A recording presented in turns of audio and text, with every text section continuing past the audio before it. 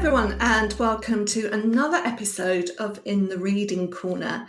And today I'm really excited to be joined by Peter Brown, who's joining me from Salt Lake City in Utah.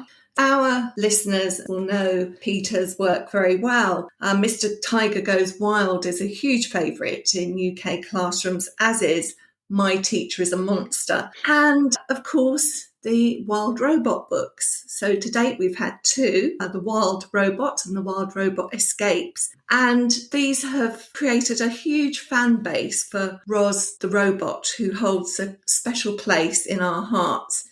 And the third book is The Wild Robot Protects. And here to help me delve a little bit deeper into that story, I'd really like to welcome author and illustrator Peter Brown.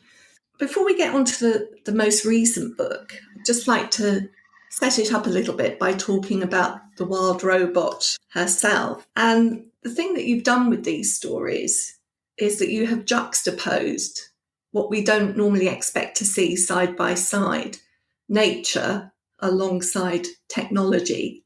And these are often presented as diametrically opposite. Yeah, you nailed it. That was what was so intriguing to me, was to take these two concepts that seem at odds with each other or almost like opposites. I spent a lot of time talking to kids about these books, and I described these things as like a robot seems like a pretty unnatural thing. And so you take it and you put it in perhaps the most natural place you could imagine, like in a wild forest, on an island, in the ocean. They seem so out of place, but those fish out of water stories have always really been appealing to me.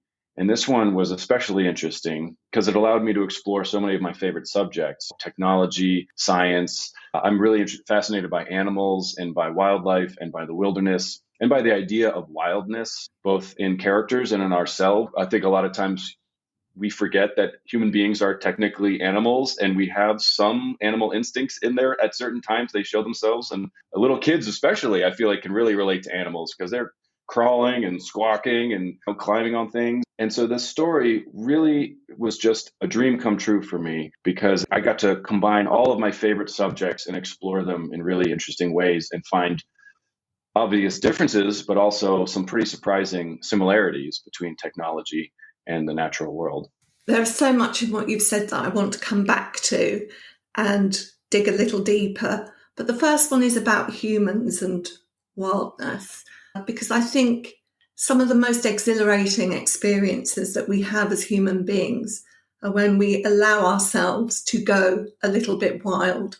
How do you like to get in touch with the wild side of yourself? Oh, it's funny. I think a lot of us really struggle with this subject and grapple with it because we're brought up in a society where we're told constantly to control ourselves. And it can be hard to let loose, even if you really want to. We've trained ourselves to be buttoned up, and it's not easy to do. But I find that getting myself into a wild environment really helps me feel in touch with that side of me. I'm never happier than going out for a hike in nature, fresh air, beautiful landscapes. Hopefully you see some wild animals. And that's enough for me to really feel at peace. I suppose there are dangers out there, and a hike out in the wilderness can turn dangerous if you're not careful. Fortunately, I haven't had too many bad experiences. I've gone so far as to leave city living behind. I've lived in Los Angeles. I've lived in New York City. I've lived in Philadelphia. I spent 6 months in London. And now I live in a house in the woods. And I'm really happy there because every day I get to go outside and breathe fresh air and walk through the woods. That edge of danger, I think, is an important part of it. For me, wildness is wild weather. I love storms. And I think it's about seeing something that is bigger than yourself. Your robot, Roz, in her design, is to some extent what we've come to expect a robot to look like. There's no reason that a robot couldn't look more natural, but we recognise her almost as an iconic robot. Tell me a little bit about you designing the look of her. Yeah, well, that was very intentional. I studied illustration. I've worked in animation. I illustrate children's books. I'm perfectly capable of designing and illustrating a much more complicated robot. I decided to keep Roz's design simple. because what I was really playing with were people's expectations. I wanted people to immediately recognize what they were looking at. They're looking at a robot in a place you would not expect to find a robot. On the cover, we see Roz standing on these rocks on this sort of rocky coastline with these forest scenes behind her. And so I wanted to immediately tell the reader, I'm taking something you think you know, a very kind of ordinary looking robot, and I'm immediately telling you it's going to be in a place that you're not expecting to see a robot. That was important to me. And so I needed Roz to be stereotypical in a way, because then I was going to spend the rest of the story kind of tearing down that stereotype. She starts off acting robotic, how we might expect. And gradually, I slowly walk the reader through this progression of watching Roz turn wilder and wilder, learn from the animals, learn from the environment, change her behavior, change the way she speaks, learn to communicate with the animals, learn to not clean herself, let herself get dirty, let herself become almost camouflaged to blend into the environment. And we see her become almost more natural and wild than a person ever could. And the reason that's exciting is because she starts off so far from that. And it's interesting because the notion of wildness in science fiction that deals with robots is not a new idea, but usually wildness means going rogue. I love science fiction. I read a lot of science fiction. I watch sci-fi movies and TV shows and all that stuff. But you're right. We've come to expect robots to rise up against humans. That's a pretty familiar trope. And I didn't want to go down that path. We know that story, and we've seen it a million times. I think in the back of our minds, a lot of us have a little anxiety about what the future of technology is going to be like. We're not quite sure where artificial intelligence is headed. We're not quite sure where robotics is headed, or even the internet, or social media. All these things are a little scary at times. And I understand that, but I thought, no, it doesn't have to be that way. We could choose to go down a different path. And I think it's possible that robots could genuinely be a force for good in the world. And so I've created this character to explore how that might unfold. The opposite of the robots rising up, it's a robot actually rising up in a way that I wish more people would do, by taking responsibility for things and being kind no matter the situation. In your head, is she programmed with that kindness, or does she learn that kindness? In my head, she's programmed to be a very versatile robot. She might be asked to do farming. She might be asked to do babysitting. She might asked to perform surgery. She's capable of doing all sorts of things. And so she's got this kind of down the middle personality. She's very kind of neutral, but capable of learning all sorts of complicated things, with the idea that she's always in service to humanity. And so she's got to be able to interact with people, have a pleasant personality. That's where she starts. And then from there, she learns all these unexpected lessons out there in the wildest, which reinforce the idea to her that kindness is like a survival skill, right? She's struggling to survive in the beginning of the story. And she realizes that if she's good to the animals around her, they will eventually return the favor and help her survive for longer.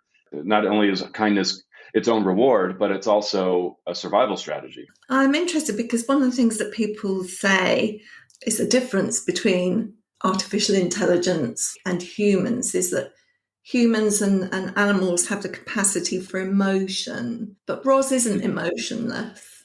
Yeah. You use words like worried when you describe her, so worry is an emotion. Yeah, I dance around this subject a little bit in the story by using phrases like, she felt something like curiosity, right? Mm-hmm. I'm not necessarily saying she genuinely feels the same sense of curiosity that a human might feel, but she feels her version of that emotion, which, if you want to go down the rabbit hole far enough, it could be just a bunch of ones and zeros in her sort of binary programming that come together to create in her own way something like curiosity. I really focus on her actions. She behaves kind and she behaves concerned and worried and all these things. Whether or not she's experiencing those feelings the way we would, I think probably she is not. But she understands the effect that her behavior would have on those around her. And so she's acting in a way to let the characters know that she cares about them, to let them know that she's worried about them. Now, it's an interesting subject. And I do think that she changes and adapts and evolves and maybe develops a bit more emotionality than you would expect. But I also think that there's a lot more at play in there. And she's doing a lot of performance for good reason. I love this subject because at first you might think, well, if she's just pretending to care, well, that seems wrong. That seems strange. I don't want a character who pretends to care. I want a character who genuinely cares. To which I say, I don't know if it really matters, because if she chooses time and again to show kindness, to show curiosity, to show empathy and generosity, if she makes that decision over and over again, then maybe she really does feel something like those emotions. But with humans, I'm guessing those emotions are just electrical impulses anyway. Exactly. Yeah. And this is where the sort of surprising similarities come into play between the natural world and this sort of robot world, right? Is we're all programmed in a way. Our own instincts, in a way, are like computer programs. So many animals do so many things in predictable ways because of their instinct. And we know certain birds will fly south for winter. We know they'll group together in packs or in herds. They have a lot of predictable behaviors, and I'm not convinced that they're all super conscious about what they're doing. Once again, I find myself seeing these pretty interesting similarities in between these things that seem so different from each other. What a nice segue, programmed animal behaviour. Because at the beginning of the A Wild Robot Protects, we have the geese coming back.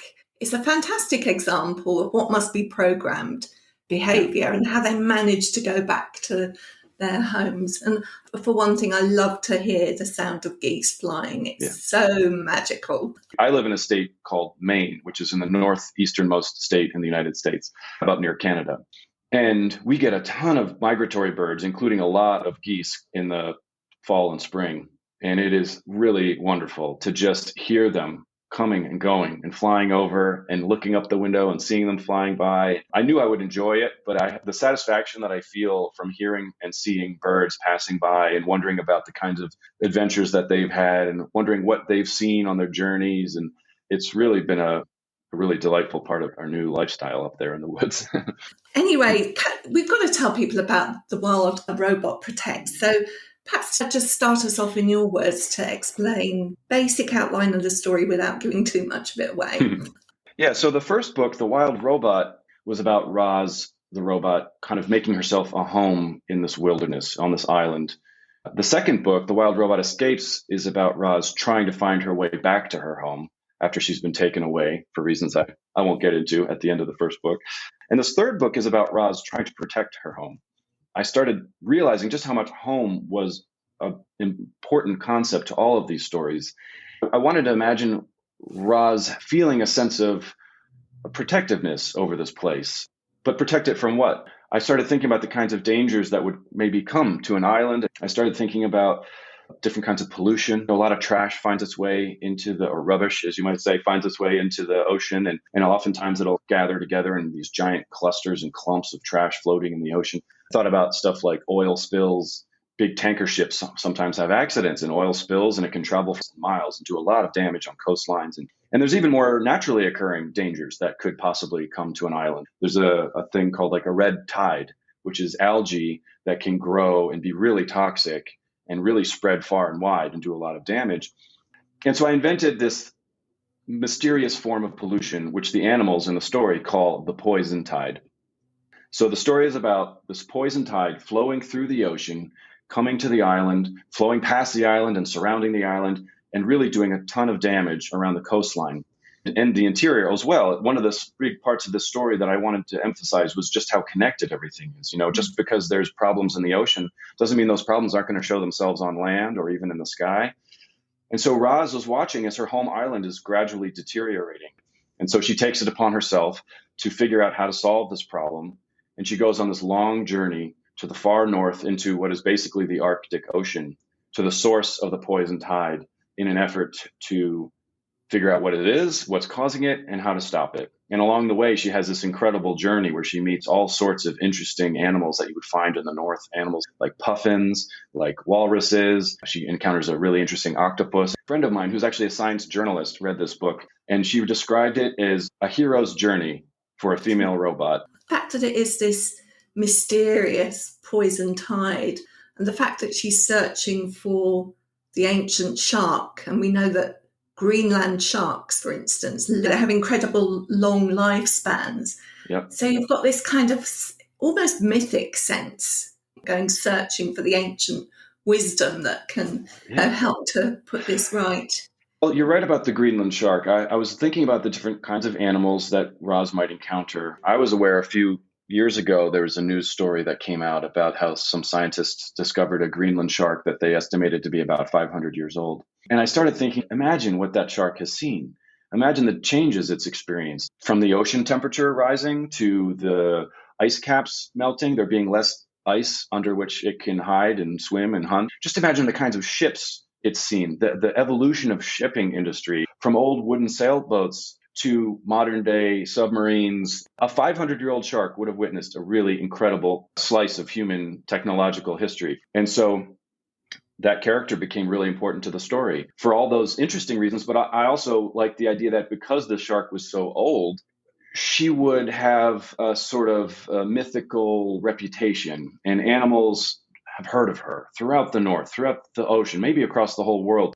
And they have a certain respect for this character. And so the shark ends up being a leader of the ocean animals. And she thinks that this is the time has come. There's a line that the humans have crossed, and the shark decides that she wants to take revenge. And so then Roz, of course, finds herself in this awkward position of trying to prevent this battle from happening, but also wanting to stop the poison tide. And so once again, in all the stories, Roz faces incredible moral dilemmas. And to me, that's interesting. And I love that kids are so excited about these stories because they're excited about the difficult parts of life. It's not black and white. There's no villain, and yet there's a lot of tension. Her first night in the ocean, where she sees the micro creatures and the bioluminescence coming up from the deep. I absolutely love that scene. I could visualize it.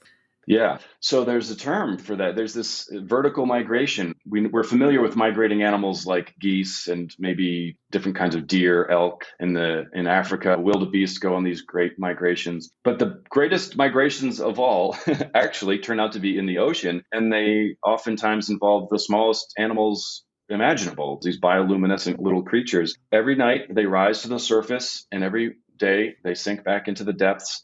Trillions, probably quadrillions, who knows how many of these creatures are doing this all the time. And most of us aren't really aware of it, but it's totally fascinating to me. And I wanted to introduce that idea to readers and to Roz. Roz's brain is filled with all sorts of information, and maybe back there somewhere she's aware of this vertical migration that happens, but she's never seen it before.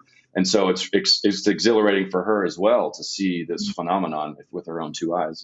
That's what I find interesting, because I feel she's experiencing a sense of wonder rather than just collecting information. I think something else that comes across, which resonates with the world that we're living in, and that is that people don't seem so keen to do anything about it if it doesn't impact their lives. And some of the land animals say, well, I live on the land, so it's fine, it doesn't impact me. Yeah, nothing frustrates me more than people who can't appreciate a problem until it directly affects them. The truth of the matter is, I don't actually blame people for not taking action, because these problems are so huge that, as far as I'm concerned, this is really what government is for. But people can encourage their government to take that kind of action. But ultimately, these aren't problems we can solve by recycling our soda cans. These are too big, and we have to work together. The countries of the world have to find a way to take this stuff seriously. And so you see that on a smaller scale in the story. Animals who are falling into that same kind of pattern of not really caring because it doesn't affect them directly, without realizing that eventually it will direct them. And by that time, it could be too late, and there might be nothing they can do. And so you're better off taking action early. Roz knows this, of course, and she sees the writing on the wall. She's not going to wait around for things to get worse and worse. She takes off as soon as she can. Quite a lot of science fiction, technology can be the enemy, but technology is going to be the solution to whatever happens to get us out of this situation. People can't do it on their own. There needs to be that innovation and scientific solution.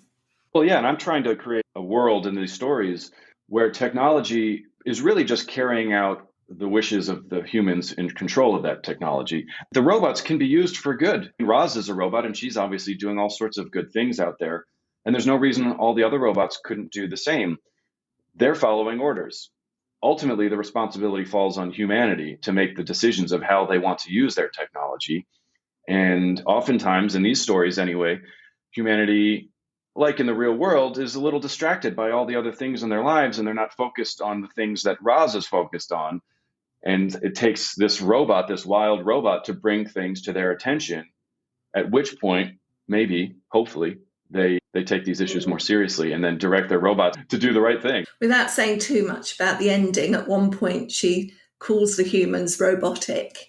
She said, "You just follow orders. You're more robotic than I am." You're dealing with other issues too, about the impact, for instance, on the movement of people. I meant that the movement of animals in this case. And we have the sea otters who come and want to inhabit the spaces that the beavers think belong to them. And the beavers actually want them to go to these new kind of less attractive ponds that have been dug out to store the water. I was absolutely thinking about environmental refugees when I was thinking about those scenes.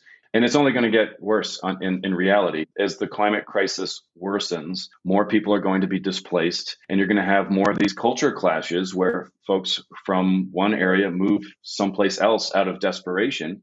And the people who live in that other place don't necessarily want them there. This has happened since the beginning of time, but it's going to happen more and more.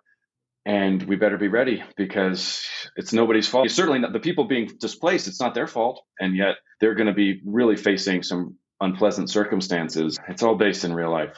Mm-hmm. Let's talk a little bit about the writing of these books then, because they're very distinctive and in style. They're very pared back, very economical, short chapters, incredibly short chapters.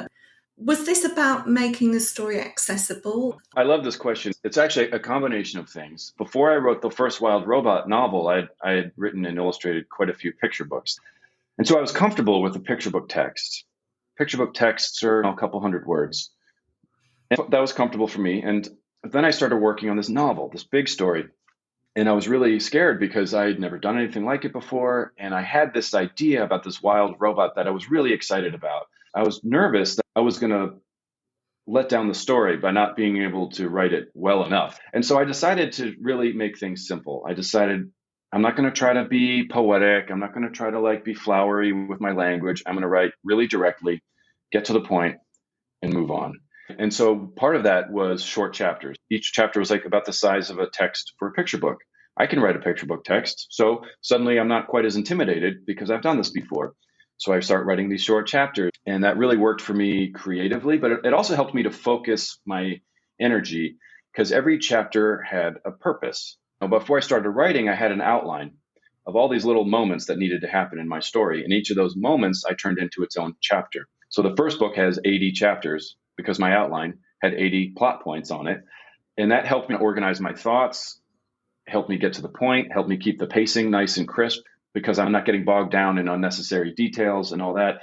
But there was another thought in my mind while I was writing these things, which is that when I was a kid, I actually had a little trouble reading. I had really struggled to visualize the stories I was reading. And if I couldn't see it in my imagination, I couldn't follow the story. And I was a decent student, but I struggled in this regard because so many of the tests I would take were read an essay and then write your answers about the essay. And I would read that essay and it would go right through my head. And I wouldn't be able to comprehend really what I was reading and make sense of it and then answer questions properly. And I was thinking about that and how as a young person, I didn't read a whole lot because I didn't think I was good at it. I was slow. And I thought being a slow reader meant being a bad reader. And those kinds of thoughts were in my mind. And I thought, if I was a kid reading The Wild Robot, I would want there to be short, direct chapters, really concise language. I would want it to get to the point. I would want the words to tell a story in a visual way that I could see in my own mind as I'm reading the words. And so I really wrote this story in a lot of ways for young readers who are like me. And one of the biggest compliments I get from kids who read this book is how clearly they can see what's happening in the story. Pared back writing can be incredibly poetic. There's a chapter called Observations, and it's just single lines. I mean, that's a poem. You're right. As soon as those words left my mouth, I thought to myself, well, maybe that wasn't quite the right way to phrase it. Because you're right. In the first book had basically a poem. I think it was called The Observations. And it was just 11 or 12 lines just describing different things that were happening on the island. Each line, its own little moment in the island's life. And I love that chapter so much. It doesn't advance the story a whole lot, but it just captures the feeling of being in that place. And I loved it so much that I decided to do that in every book. And so The Wild Robot Escapes actually has 2 chapters like that. One in the first half of the story when Roz is on a farm, and one in the second half of the story when she's traveling through civilization, through towns and cities and stuff. And then again, I do it in The Wild Robot Protects, because here she is in this ocean and there's all these new kinds of things to see and hear and smell. And I love the idea that we just take a little moment to appreciate all of these different things that were going on around her. Tell me a little bit about the voice that you write in, because it's what I would call technically the transferred storyteller voice, as in every now and then you remind us that you're telling us a story and that there's a reader there and you speak to the reader. When I was working on the first book, The Wild Robot, I was really nervous about having a main character who was a robot. I was worried that readers would have a hard time caring about a robot. I was like, man, this is a lot to ask of young readers. And I thought, how can I make sure, as best I can, that they're really going to care about this character? And I tried every trick I could think of. And one of them was having the narrator be a comforting voice and be there, especially during some of the more difficult scenes. There's some battle scenes at the end of the first book. There's some uncomfortable moments with Roz and Brightbill when they discover all these dead robots on the coast of the island in the first book, and they talk about death and life and all this stuff. And I was like, those are heavy subjects. And I thought, if the narrator is there to be talking to the reader, holding their hand through some of these moments, I just thought that might be another little way that I could help readers through those tough moments, but also help them just care about all the things that are happening and care about the characters. And so once I started experimenting with that, it just felt so charming. It just felt so comforting that I pretty quickly realized that I was onto something. And so that became part of the style of the writing. And the truth is, I'm the narrator, right? I care about the readers. I'm introducing them to a lot of interesting ideas. Some of them will be new to them. Some of them will be hard for them. I hear from a lot of parents who have adopted kids, and they talk to me about how these books have really helped them talk to their adopted kids about their family and what it all means. And they can look to Roz and Brightbill and kind of point to some of their experiences and say, we've gone through stuff like that too. These stories get surprisingly emotional, and different people, for certain people in particular, it really strikes an emotional chord. And so I want them to know that me, the narrator, we're here too. We're right there with you. So that we can have a look at some of the pictures and talk about illustrating a novel, which is very different to your picture book. Let's talk about the title page. I want to say a couple of things about the title page that will apply to a bunch of the illustration. One of the things that I thought was so interesting about these new environments that we're seeing in the new book was the lighting, right? The way that light filters through water in, say, like a kelp forest. It's beautiful, just the way that it fades from light to dark, the way that certain streaks of light shine down through the leaves and the foliage of the kelp. I just thought that was magical. So the artist in the other books is quite flat, quite simple. But because the ocean has this sort of depth to it, there was really no way for me to illustrate these scenes without exploring the lighting of these scenes. And they end up becoming more complicated visually than some of the illustrations in the earlier book. That's fascinating, because the word that I've got down here is layered. How exactly is the artwork rendered? Is it all digital? The art all starts on paper. Well, first I sketch the scenes on paper to figure out what I want to illustrate. Then I'll move on to making more polished sketches in Photoshop on my computer. When it comes to the finished artwork that you see in the book, I paint shapes on paper with black ink. I do the hand lettering. So I end up with all these little shapes that I draw and paint on paper. And then I scan those into my computer and I start layering them together, to come back to that word layering. I layer them over top of each other. And then I might use Photoshop to add a few little extra details. The lighting is a little tricky, so it's helpful to use Photoshop to get those gradations just right. So it's a mixture of traditional media and digital media. I wanted to talk a little bit about how illustration and text work. You've got a number of pages where you cut through the page with the illustration and it looks really dynamic. So how did that work between you and the designer, and how the manuscript is laid out? It's not easy. I made my life a little more harder than it needed to be doing this type of thing where the art interacts with the text so much.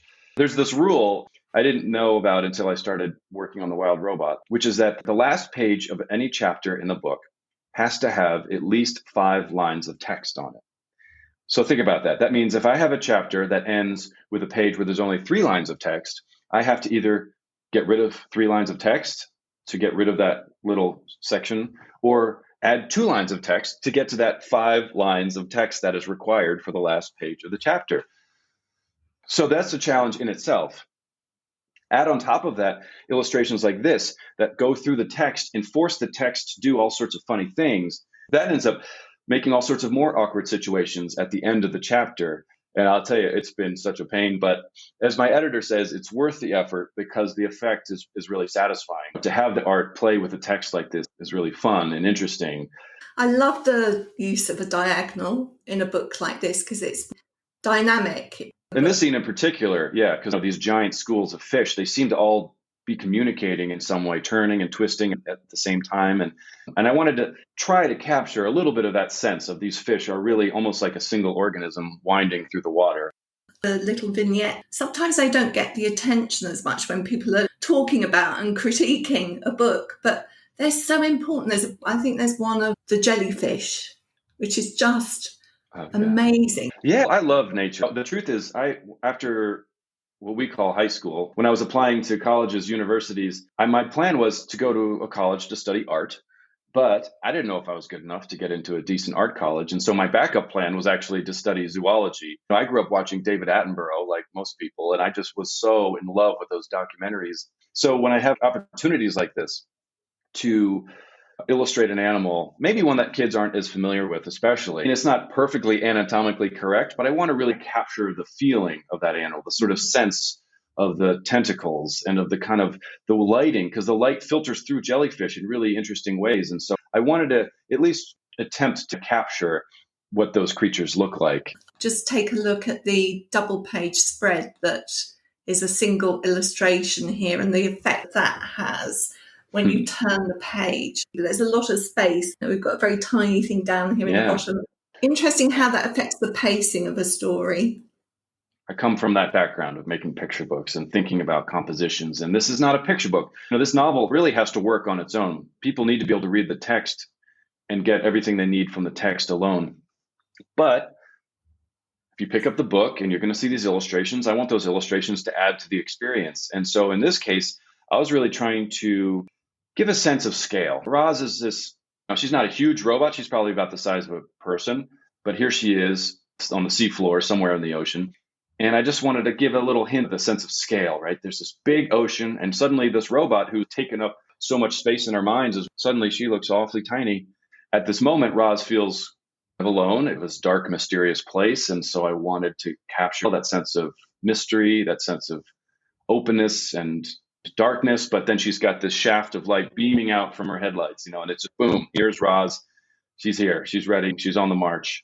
They were talking about putting text over the art here, maybe white text over the black space. And I immediately shot that down because I thought, no, this is a moment. This is the first time we've seen this character in this kind of environment. And I just want to take a little breather, just a little moment for us all to just pause and appreciate what's happening here. Pictures are reflective spaces. The typical last question is whether the wild robot is going to come out and play again in the future.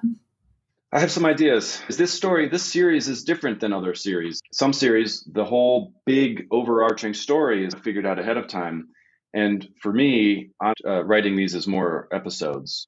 I'm pretty confident there'll be another wild robot story eventually. Whether it's the one that's in my mind right now or something else is yet to be seen. Will you be working on picture books in between? Is that something that you can do? Can you move from picture book to novel and be working on two projects at the same time? I love just being able to focus on one project at a time.